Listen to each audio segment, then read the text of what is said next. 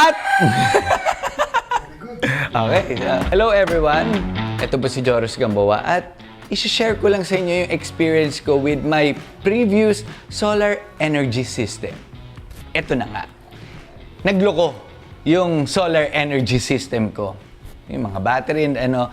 So, kinontak ko yung yung company. Hindi sila sumasagot sa akin. Matagal.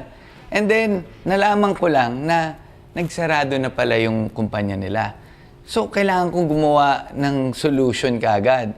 So, nagtanong-tanong ako sa mga kaibigan ko, sa mga kamag-anak ko, kung saan ba makakahanap ng reliable na solar company. Doon na nga, inintroduce sa akin ng tita ko yung Aces Solar. Kasi napansin ko, ginagamit na niya ito for more than 4 years ata eh. Ito yung nagkabit kasi sa kanila. So sa kanya ako nagtanong. Then kinonect niya ako. Nakausap ko. Legit naman talaga sila. Ganda yung Tapos, sinearch ko sila. And lahat ng review sa kanila maganda. Siyempre, mabusisi ako pagdating sa ganyan. Yung nakamiting ko sa kanila, inintroduce nila sa akin yung Enphase technology. Pakita ko lang.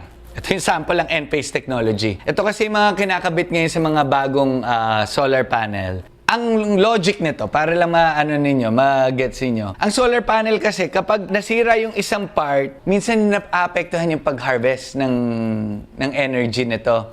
So, either mas humihina, mga ganun nangyayari.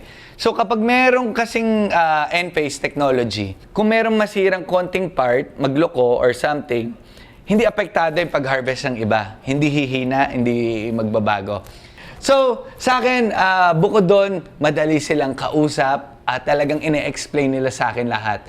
Detalyado sa akin. And, syempre, bago sila mag-suggest, tinatanong muna nila kung ano yung sa tingin ko. Kaya sobrang thankful ako sa aking tita at na-introduce sa akin ang Aces Solar. And syempre, thankful naman ako ngayon sa Aces Solar dahil na-introduce sila sa akin ang Enphase technology.